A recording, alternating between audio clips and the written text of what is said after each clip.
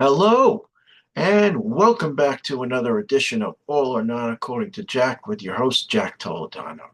It's been a couple weeks. I was down in Florida for about 3 weeks. Uh, then it took me a few days to get home. Then I needed some time to recuperate, and I got busy with work and wasn't feeling too good. Now I'm back and I'm better.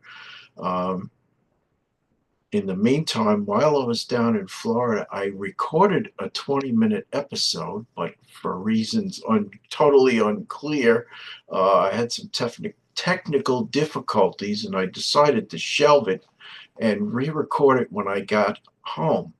And basically, content that I want to talk about are these guys, the Eagles. Um, in particular, I had gotten this for Christmas, this DVD, this nice DVD set, History of the Eagles. You look at that. There's some pictures. There's some. This basically what this is. This is the history of the Eagles told in. How is it told? It's basically told in two parts. Um, why isn't this thing freaking closing? That's odd. Anyway, it's basically told in two parts. There's let's see, the first part is about 2 hours. Second part is about hour and 10 minutes. Uh, they and it's not like the Led Zeppelin movie, Becoming Led Zeppelin, where they only talk about the inception and the first two albums of Led Zeppelin. This talks about everything from the very beginning, even before they met. Uh, all, how many albums did they have? All seven of their studio albums. Talks about all of those. This is close to a cover of their last studio album. But anyway, getting back to this, so there's two discs, and then lastly, there's a concert disc right here of about 8 songs, which we shall also talk about that. Why can't I get this? There we go. Now it closes properly. So, in any event, uh, also, I was shopping in the supermarket one day and I saw this, so I bought it to see if this would help supplement my discussion, but it really didn't. It didn't really say anything that I didn't already know from the DVD set. So now the DVD set was originally recorded on show and it was a made for release to Showtime. Um, so now I have what they call the Max app, and it has some Showtime content, but it doesn't have that. So I wanted that with the intention of giving you this review of said DVD set, which to me this is I'll get into more about what I think of it, but let's start out with some of the content. So disc one, basically it opens up. They talk about Glenn Frey's background, Don Henley's background, Glenn being from Detroit, Michigan, Don Henley being from uh, was it no, Eastern Texas, near the Louisiana border, and the great uh, mishmash of different styles of music that influenced Don, which I thought was very interesting, very cool. Then they talk about Glenn going to California, Don going to California, Glenn, JD, and Jackson Brown, JD Souther and Jackson Brown all getting together, living as neighbors. Glenn learning how to write a song from listening to Jackson Brown, who was his downstairs neighbor. Then they talk about Don and Glenn joining Linda Ronstadt's band. Then they decide to start their own band. Then they they sign on with David Geffen. They meet Glenn Johns, who they wanted to him to produce them and record them. He turned them down initially, but he heard the way their vocal medleys sound, their vocal harmonies sound, and that's what sold him to the band, and that's what he liked. But so he recorded their first two albums. Uh, they weren't happy with the recording of the second album, too much echo, uh, not enough hard rock that they would have liked to play. So they switched to Bill Szymczyk as their new producer in the third album. My favorite album, by the way. Um, what's on the border? Uh, so then they talk about Don Fingers Felder joining the band. What else do they talk about? They talk about Bernie Ledden becoming unhappy because they're not playing less country and more rock, and Don and Henley and Glenn Frey are basically running the band by now. So Bernie leaves, pours a beer over Glenn's head.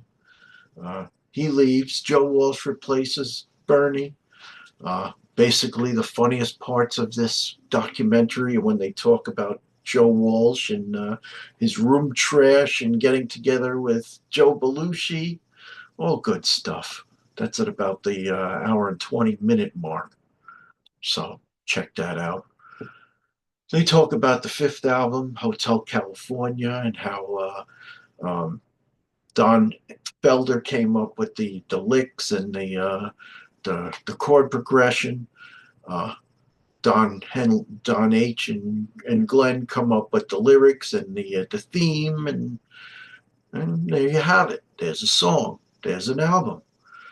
They talk about they play "Try and Love Again" in the background.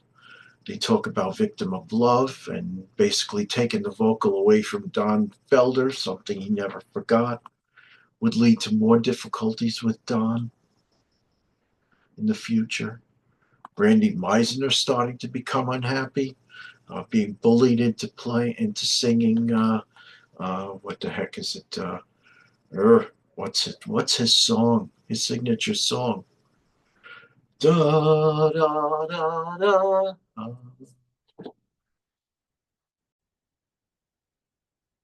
Yeah, I had a case of the old. I had to look it up. The song was "Take It to the Limit." Randy didn't want to sing "Take It to the Limit" in concert anymore because he was worried that he couldn't hit the high note, and he didn't want to embarrass himself in front of his myriad of fans. But he was being bullied by Glenn. That seemed to be a theme throughout the running history of the Eagles. Glenn bullying everybody. First, it was Bernie, uh, who fought back and poured a beer on his head. Then it was Randy. Then it was Don Felder. Um, so, so then Randy left. Enter Timothy B. Schmidt, who as the new bassist. I'm not crazy about Timothy B. Schmidt because I think pretty much anything he sings is a syrupy ballad, whereas Randy, I thought, had more versatility. He can sing ballads, but he could also sing rockers. And he could sing, so what's the song on the third album? Midnight Flyer, a song that's more bluegrass based. Thought he did a great job with that. Uh, that was missing when Tim joined. They talk about the sixth album, and then they go in. Lastly, they talk about the Long Beach incident where Glenn starts to threaten Don Felder on stage. I'm going to kick your ass after this concert's over. And you know what? This is a great video, but uh, this is basically, and I'm actually surprised that they brought Don Felder on to tell his side of the story somewhat. But if you really want to hear Don Felder's side of the story, get this book, Heaven and Hell, uh, My Life in the Eagles. This is a great book by Mr. Felder. This how many pages is this? This is a little about 330. Um, so part two, they talk about this new this new format called classic rock and how they're still being played around the world, and classic rock kept them relevant and kept them famous, and they talked about Glenn going into acting, uh, Don Henley making music videos. They talk about Tim's story for about a minute, uh, being in a Twisted Sister video vocally. They talk about attempting to get back the band back together. Ultimately, Glenn wasn't ready at that point. So then, so that's at the set about the 18-minute mark. Then at about the 24-minute mark, 22 and a half minute mark, they do decide to get back together. They have an MTV show. Uh, Don, they don't talk about it, but Don Felder talks about it in the book about there being a picked crowd, basically friends and family and whatnot, and famous people, and this concert not really being open to the general public. Good on you. They talk about getting back out on the road, gigs in Europe, the Rock and Roll Hall of Fame. They talk about that.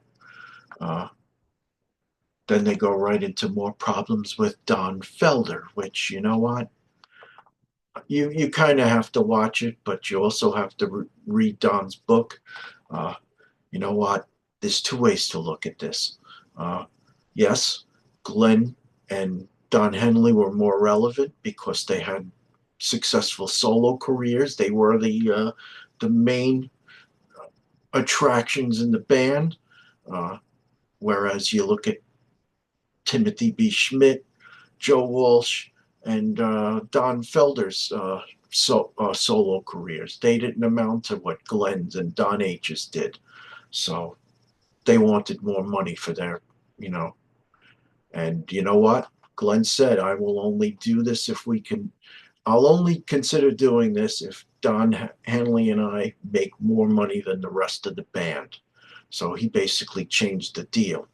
Whereas on Don Felder's side, he said that, look, I was still a partner in this band, Eagles Limited, whereas the other guys, um, Tim and what's his name, Joe Walsh, they were more hired guns, whereas I was still a partner.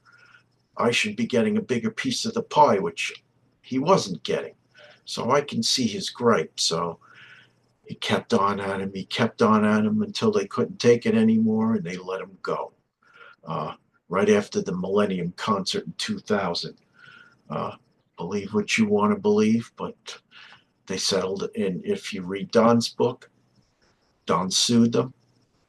They settled out of court for an undisclosed amount of money. I would imagine it's a big amount of money because Don Felder can basically play anything from the back catalog that he wants, even songs that he had no involvement with.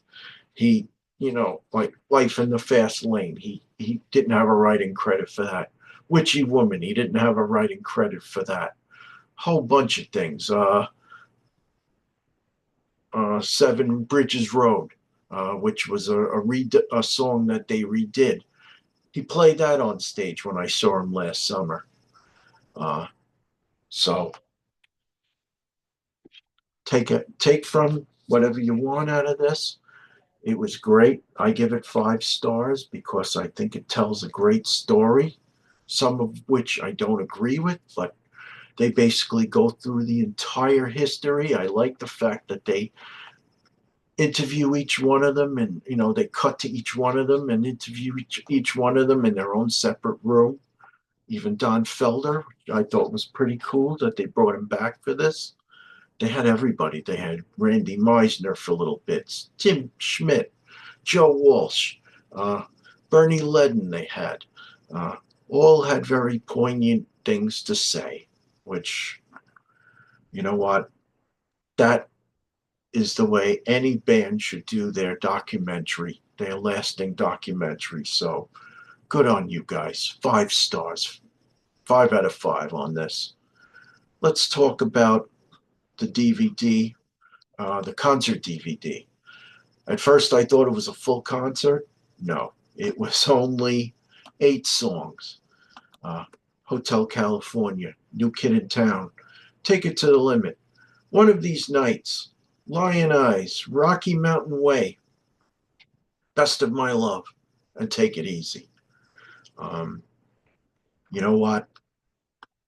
They want to talk down Don Felder's, what he meant to the band. All you got to do, watch. Watch this concert video for yourself. I find that Don Felder is very relevant in particularly One of These Nights. So he says here in the book here, for the song One of These Nights, he actually wrote the bass line and that great lead that he plays, and he didn't get writing credit. I mean, that's a major hook. How do you not give him credit for that? Crazy. The solo's amazing, and then Lion Eyes. He had no writing involvement, but he kills it again on guitar. Just listen to how the involvement he has. Best of My Love. He plays lap steel guitar. Uh, Henley on acoustic guitar. He plays his 3 chords. Good job, Henley. Uh, all the songs were great. Joe really kills it on his song Rocky Mountain Way. Uh, Take It to the Limit, fantastic vocally. It's just too bad Randy lost confidence in his singing ability on stage. But I can see you getting upset with him, Glenn. But don't bully him. What are you gonna do? So that's that. Um, get the CD if you or DVD if you haven't. It is a great watch. I've watched it over and over many times. Get the book. The book is fantastic also. Uh, Don Felder, very well written. Good job.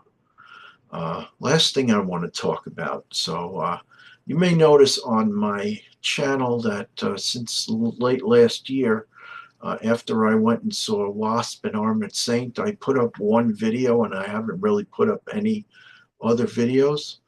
There's a good reason for that. I got hit with a copyright warning. Now get this. So back in last summer, uh, when I saw Don Felder at my local park, Eisenhower Park, right here in East Meadow, Long Island, New York, I recorded a few songs. Seven Bridges Road, 2.5 minute song, which they played to near perfection on the Eagles live album, and he covered it in his concert, and it sounded fantastic. I went to upload it, and I got hit with a copyright warning before I even went public with it. So what did I do? I did the right thing. I deleted it. I would not put it out in public. So then I also recorded Hotel California, of which Don Felder actually came up with the initial idea by coming up with the chord progression and some of the guitar licks, and that gave Don H. and Glenn the wherewithal to come up with lyrics and to come up with a theme to marry with Don Felder's music. Don Felder came up again, wrote those great leads with Joe Walsh. To me, that's there beyond the realms of death. If you look at what Glenn Tipton and K.K. Downing did with Judas Priest, to me that's one of the greatest guitar duo performances. Hotel California being the other. So I put it up. No copyright warning. Couple months go by. Next thing I know, I'm getting an email stating that you have a strike against you for a copyright infringement. So, and the video was removed. I mean, come on. You couldn't just ask me like a gentleman to take down the fucking video. You had to hit me with a copyright warning. And then I had to watch this 1 or 2 minute inane cartoon video about copyright infringement, which is common sense anyway. All you had to do was ask me, and I would have taken it down. Uh, you know what?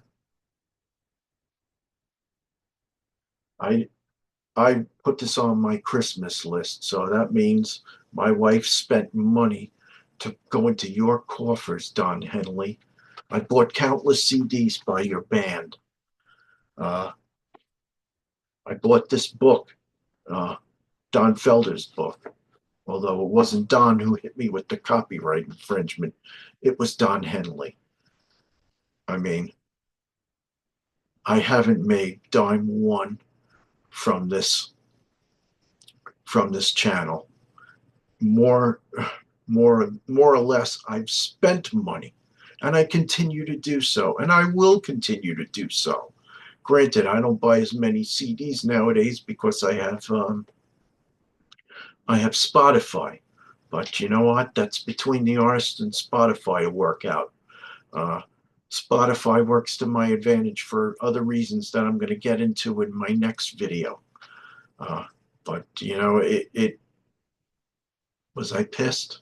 Maybe a little, but more than nothing, I was very sad that it came to this. That you couldn't be a gentleman and ask me nicely to take it down, which I would have taken it down. Instead, you had to bully me into doing it. Meanwhile, I'm up here advertising for your product. It just makes me sick.